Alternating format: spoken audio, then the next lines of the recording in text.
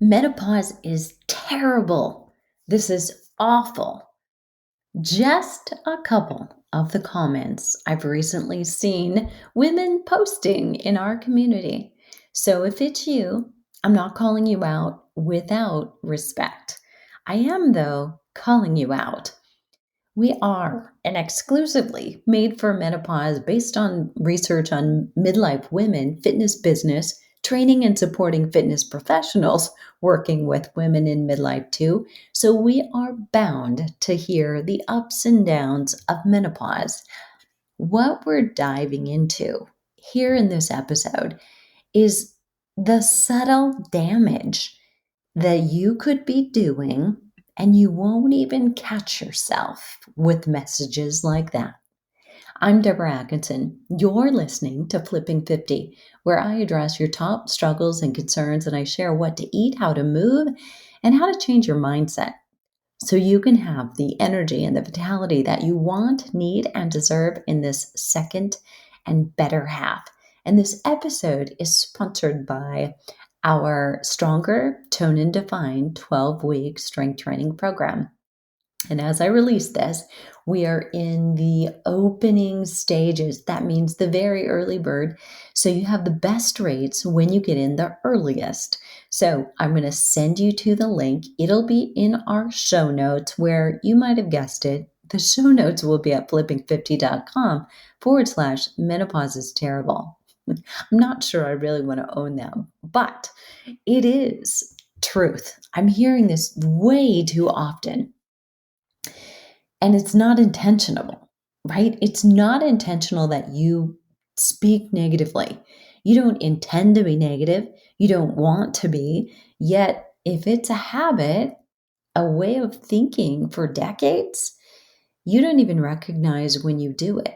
Now, I'm sure you can recognize very easily when you say menopause is terrible, this is awful, that's a negative. And yet you're feeling, well, it's true, right? Stay with me because I get that. It's true for any of us about particular habits and traits. If we've done it for so long, we don't realize we're doing it. You know it probably because with, say, your partner or your best friend, somebody who knows you really, really well, they'll point out to you, you're doing that again, or they'll be like, let me finish, because you often maybe don't, get what I mean? I know with my brother. So in our family, he talks with his hands. Actually, I think people who talk with their hands are interesting, but that's a thing. And he can't tell a short joke. He can't. It's impossible for him. If he gets started on telling a story or a joke, you better have 20 minutes because it's not going to be quick. What I mean is, other people recognize those things in you too, and I'm sure he's got my number in one way or another. But sometimes, just sometimes, you may start catching yourself. When you decide that you are now aware that you're doing something and that you want to change it, you'll be aware of the power of messages and want to change. And hey, me too. So I found myself just recently saying about menopause derogatory things because, of course, I thought I was justified. And I say that tongue in cheek because no matter what you're saying and why you're saying it, you too think that it's gospel, it's absolute, and you're very righteous in saying it. But here's the deal. For me, it happened to be, and you potentially have heard this story if you've listened to a very recent podcast about sauna, 4 periods in 8 weeks, 2 years into menopause. Are you kidding me? Right? So, tied to supply chain issues with hormone therapy, tied to menopause, just in case you weren't following that. I won't spiral down into that story, but I had to reframe fast because I realized what I was doing was not going to help the situation, my mindset about it, and therefore be any kind of answer. So, how did I do it? How did I reframe? I had to come up with what can I do, right? Like there are things going on right now that are beyond my control, but what can I do about it? What can I do to, as quickly as possible, right? No, number one, I had to let my doctor know, let my practitioner know, hey, this is happening. This needs to stop. Trust me, I did. Not in such nice words.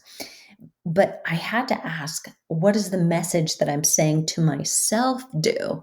Like the one I'm living with every day. Like, this is not what I want. I'm on video and I'm on camera. Those racing things that come through our minds. I had to ask myself, does the message I'm telling myself hurt or help the situation? So I'm a believer of the science of mind, body, and soul connections. It's been proven. It's not just that I'm a believer and this is woo woo and maybe you will believe it someday. You may or may not be ready to hear it and to dive into the science. I think we're dealing with that same thing with something more tangible, which is protein. The protein requirements actually for aging optimally are so much higher than what you've ever been taught or told. And the science is there. However, sometimes we're just not ready to accept it. And that's when we'll have to prove it to ourselves. So you may or may not be ready, but everything you think and you feel is heard by your cells. And the most important of those two things is feelings. If you feel something deep enough, you're making it real. So if I would keep repeating, I'm constantly breaking out, this hormone change, hormone fluctuation has made me gain, 8 pounds of water weight. And, I'm fluffy. And if I keep repeating that sound, that noise in my head, every cell in your body is listening to that, latching onto it, imprinting it so that it can repeat it, that pattern. It's wiring a circuit. You don't want that. Am I right? Right? So, whatever it is for you, we'll talk about your symptoms and what you can do about them in just a second. That feeling and thinking, those patterns, create something that your brain can continue to access over and over and over, especially if you rehearse it again and again and again until that is you decide to reprogram. So to do that, you have to catch yourself and say, stop, I'm not going to think this anymore. So this episode is about reprogramming, in particular, your thoughts about menopause, if they're negative, okay? Some specific symptoms I will give examples for. You may need help with the rest with symptoms you have that aren't all listed. So there's 34, right? I'm only going to list a few and we'll go through those. But if you need more help, you may want to join our Flipping 50 Insiders group if you're not already there, where it's an open to the public group. You do have to request access, so we screen just to make sure it's not marketers, it's not creepy men. It's just not that all men are creepy, just we don't want the creepy ones in there. It's actually no man can come in. And it's just for us. So we're just exchanging information and it's a safe space. So once you're in, great place to ask questions that sometimes get answered on this podcast. So keep this in mind. If you don't want something, let me say that more clearly. If you want something to be not true at all, right? You have to stop obsessing about that thing that you don't want. You have to start thinking about what you do. So I want you to go here with me, do an experiment. Think about wanting to, like you have the desire, no matter who you are. So I realize right now, if you're already small, you're thin, you're not maybe frail, but you're really slender and slim and you don't have weight to lose, this is going to be off. So you could think about it the opposite way, okay? Think about gaining. But mentally, I just want you to do this as an experiment. Think about wanting to lose 5 or 10 pounds. Which of these two scenarios do you do more often? So, first, do you think about how tight your clothes are right now? Do you try on clothes that you want to fit? They just don't feel good. Do you catch yourself walking past a mirror and just think you're big? Do you weigh regularly? Try to exercise more? Try to, ponder every day, like what should you or shouldn't you eat? Or, second scenario, okay? Do you imagine how good you're going to feel and the energy that you're going to have when you're at that ideal weight? When you go for walks or you lift weights, which are, by the way, the right things to do, and you see yourself, do you visualize yourself doing those things in your mind's eye, like walking down the street confidently, tall, with long strides, lean legs, and with great form that you're doing those strength training exercises with? So, which one of those two scenarios is more like what you're doing or more like what you tend to do if you want to lose weight? Because if you go to the first one and you're always thinking about how tight your clothes are, or how big you are, or that you're trying to lose weight and so you want to eat less, or you're just, I don't know what to eat, you're having all of this decision fatigue around food, versus you're imagining what it is you want. You're imagining how light and how airy and how tall and how just lean and strong, energetic, how your eyes are going to be shining brightly when you're where you want to be. Which do you imagine more? And if we were using one or the other of those and they were both magnets, which one do you want to be attracted to, right? Which one do you want the magnetic pull to be bringing you in? Exactly, right? So you want to think about what it is you want, but we tend to dwell on the thing we don't want. And so here's the thing. You've got to focus on it. So let me give you a tangible example.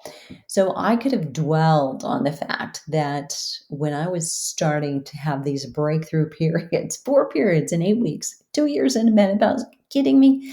I could have dwelled on the fact that my cupboards were bare. What I mean by that is I didn't have a tampon in the house, right?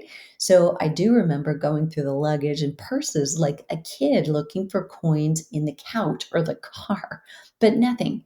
Fortunate for me, one of the first times that it happened, like this is 4 times, right?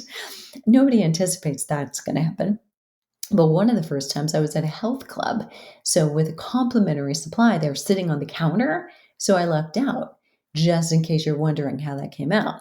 But instead, right, nothing at home. So I stopped on the way home, luckily for me. And when 2 weeks out after the first one came, I finally realized why I was having all these skin breakouts. Like, where do they come from? Out of the blue. Aha, right? Then I got busy because I figured out what it was. So, number one, I let my practitioner know, Houston, we have a problem. Number two, I got out my sauna. I started my 14-day sprint. There's another episode on that if you want the details on why I would do that. I took better care of myself overall, things like less caffeine, because if you're having too much caffeine and you're breaking out a lot, there is a correlation there. And more water, more walking breaks throughout the day, not letting myself just have sedentary time. And I got sunshine every day. The point isn't really what I did, but it is that I looked for things that were, okay, this is helping. This is helping. In my mind, I can say, this is going to help me out. So it might not have been a tangible thing that you do. It may be that you have to not exercise so much. If you're already stressed or inflamed or retaining water, you actually might need to back off of that. So here's how I would apply what I did and get you out of that menopause is terrible syndrome. First of all, assess all the things that you're doing for your benefit and the ways that you take care of yourself, pamper yourself right now. What is already in place? For instance, let me get you started. So, it might be that, well, I drink a lot of water. I have X amount of protein every day. I want to ask you, what do you enjoy? What do you do every day that you enjoy? What makes you laugh every day? And if you can't answer that question, girl, we need to laugh, okay? And what do you make sure that you do so that you get optimal sleep? How are you eating in a way that supports you? I mean, and keep going. What else do you do just for you? Do you get a massage regularly? Do you get a facial? Do you go out for a girls' night? Do you stay in for a girls' night on the telephone? But call support systems regularly. Think about listing all those things that you're doing for your benefit.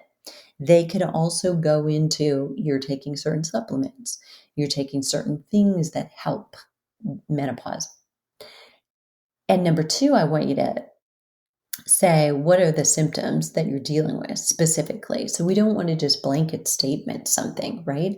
Like menopause is terrible, it's awful. What's terrible about it? What right now? List the things that if this would go away, things would be better. What else? What's on that list specifically? So we don't blow it way out of proportion and make it so umbrella that it's everything, but just come back to a couple of things. What might those be? And then, can you align the symptoms that you're dealing with the habits that you might be doing that make it worse? Yes, I said it. And the habits that you're already doing that make them better. So let's do this. Take a sheet of paper, right? So literally take pen to paper, pencil if you want to, but like a 8.5 by 11 sheet of paper. Draw two lines, two vertical lines, like a third of the part. You're just looking to split that piece of paper into thirds. And in column one, you've got three columns now. In column one, put the symptoms that you're dealing with and leave adequate space between them because you're going to have more things in column two and three related to that. In column two, put the healthy habits that you do to reduce or alleviate those symptoms.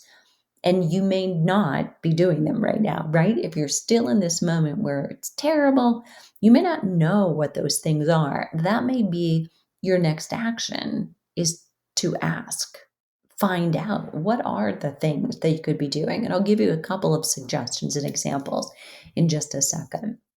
In column three, you're going to put the habits that contribute to the symptoms. Now, I don't think you intentionally mean to be negative, and I don't think you intentionally mean to make menopause symptoms worse. But there are certain things that we do that you may be aware of and yet not ready to give up. For instance, if you're having hot flashes or night sweats and you're drinking wine regularly, that's probably something that needs to go right now. Does it have to go forever and for always? No, but if you want to feel better right now, you probably want to give that up right away.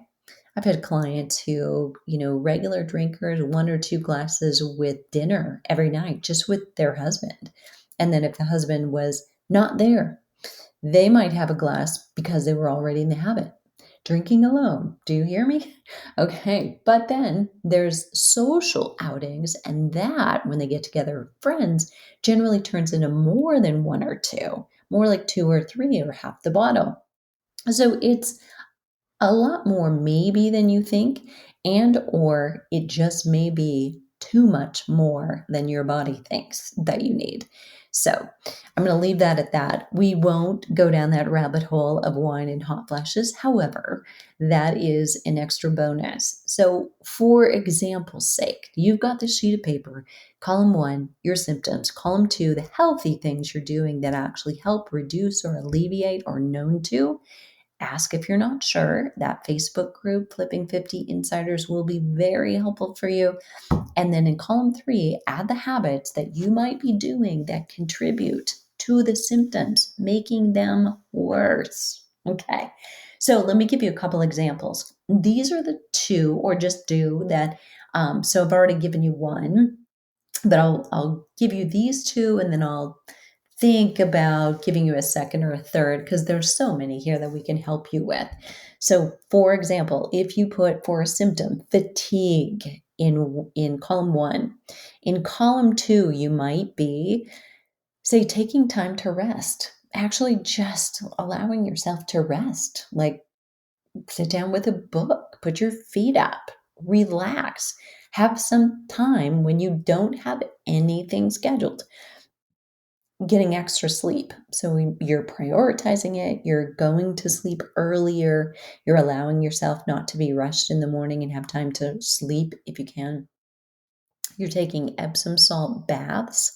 So, as a way to relieve fatigue that might be in the muscles, actually, but overall, that's just soothing to all of you and will help you get deeper night's sleep. Those are just a few things. You could go on. So, we could also talk about are you getting adequate calories? Are you getting adequate protein?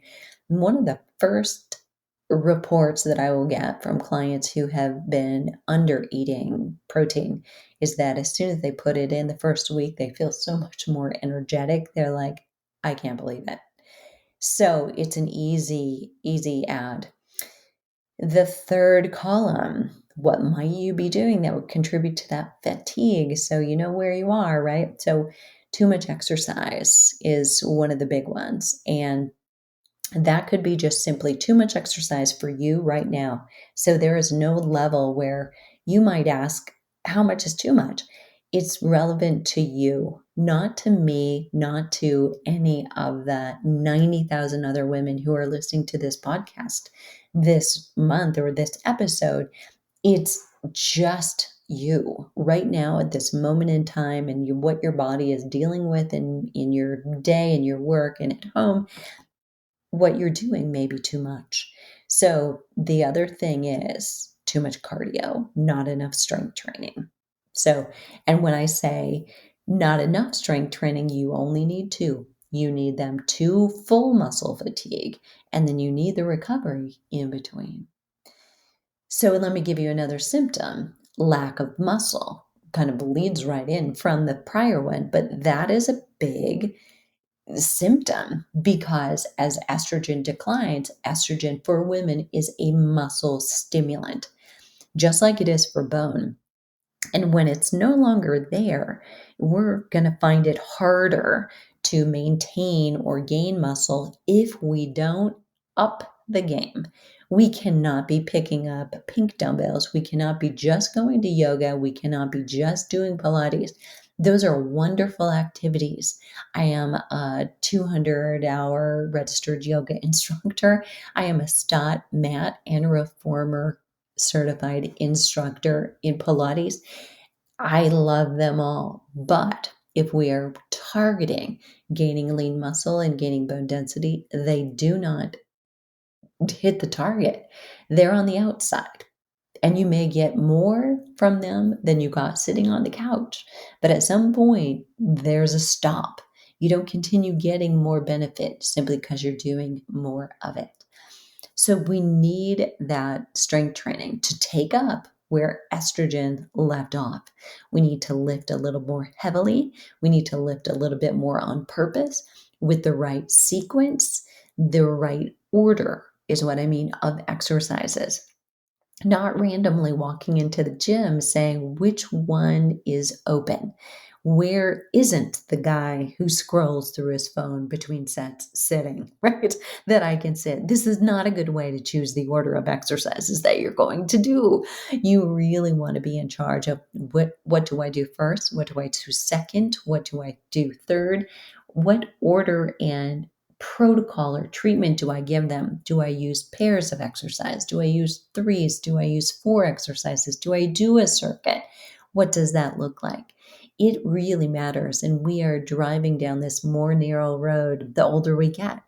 We have less time to affect our lean muscle and our bone. So it's very important you're doing those things. Column 3, what are you doing that might be hurting your muscle tone? A lot of cardio. Doing a lot of cardio is actually muscle wasting, not muscle building. And it is not, contrary to popular belief, helping you to burn fat. what probably you are doing is increasing your cortisol because endurance activities tend to do that for anyone, but particularly for midlife women. So if you're doing a lot of cardio and not doing any strength training, you're in much bigger trouble as far as losing muscle mass more rapidly and potentially storing more fat while you're doing it. And if you are a woman in midlife, that bodes poorly for the 10 and the 20 and the 30 years from now. And what will happen then? And the other one is caffeine, right? If you're having a lot of caffeine, that will also harm your muscle. You'll have a lack of muscle mass because caffeine will elevate your cortisol level. Cortisol is a catabolic, meaning a breakdown hormone. So the breakdown of muscle occurs much more rapidly when cortisol is out of whack, whether it's way too low or way too high. Both counts. So I'm going to give you one more. So both of these two will be in the show notes, but one more I will give you is sleep, right? So insomnia might be a sign of menopause, right? That you're struggling with. Now, that's it's a catch 22, isn't it? Because I just said the solution is actually sleeping more. But if you're in menopause and you've got insomnia and you're dealing with sleep issues when you really haven't before in your life, there are things you can do. There are almost 20 things that you can do before you have to resort to, say, melatonin. You can change the way you eat so that you're skewing your carbs for evening because that will help you relax, produce serotonin, which will help you go to sleep. You keep that high intensity exercise early in the day. If you're putting it anywhere else, it probably is disrupting your sleep some. Caffeine, again, we've mentioned, but I'm a 2 cups and done by 10 a.m. kind of gal. That would be ideal. We all metabolize our caffeine a little bit differently, so it's hard to say that. And you may say, well, I can have it at 2 and 4 in the afternoon. Doesn't give me any problems, but it may now be giving you a problem. So I would still, even if you metabolize caffeine well, as I do based on my DNA tests, and sometimes that feels like, well, that's a green light. I can have more caffeine, no problem. But that's not good for lots of other things. It's still going to make you break down muscle, still going to make you store fat by increasing your cortisol levels. So you want to do everything that you can to help. So prioritizing, making sure that you are very relaxed when you get to bed. The Epsom salt baths help. Using lavender essential oils helps a lot of people. If you tend to wake up in the middle of the night because you're hungry, that may actually not be hunger if you've had a really good meal, healthy meal, adequate protein, fat, a little bit of carbohydrate for dinner. It may be something else, maybe blood sugar levels. So you may do better with a protein snack right before bed, very small, so that you can still sleep. I'm a big fan of going into sleep 2 to 3 hours after your last meal. But if that is not working for you, try a snack and see what happens. Then getting up at the same time every day is another super helpful tip for getting better night's sleep. Now, how does that help? Because you're thinking, I didn't get a good night's sleep, I need to catch up. Actually, you can't catch up, not in the morning, not like that. The best time to catch up is you get up at the same time. It's 365 every day, but you go to bed earlier if you want to catch up. That's the way you catch up. And you try not to take a nap during the day either. So, things that you might be doing that are hurting your sleep: exercising too late in the day, the caffeine again, worrying about things, ruminating is what women do so much, but thinking about things, picking up your phone and scrolling and letting the world into your head instead of controlling what you want to put in. So read a book, a good book, not a great book. Read an uplifting or a boring book. It's okay. It's just the purpose of triggering or cueing sleep in that you're after. Okay, there you have it. So we started off with when menopause is terrible and strategies for dealing with it. The strategies I gave you are really about dealing with the mindset that you've got, catching yourself. Otherwise, your thoughts will make it terrible. You can switch out of that by, first of all, let's not put a blanket statement. Let's identify the very things that are bothering you most, which is the highest priority. If we could fix that, potentially we could fix others as well. So the idea is change your mindset around it and maybe change it because you've done it. All right, there you have it. The show notes again are at flipping50.com/menopause is terrible. What are you waiting for? Let's start flipping our thoughts and 50 today.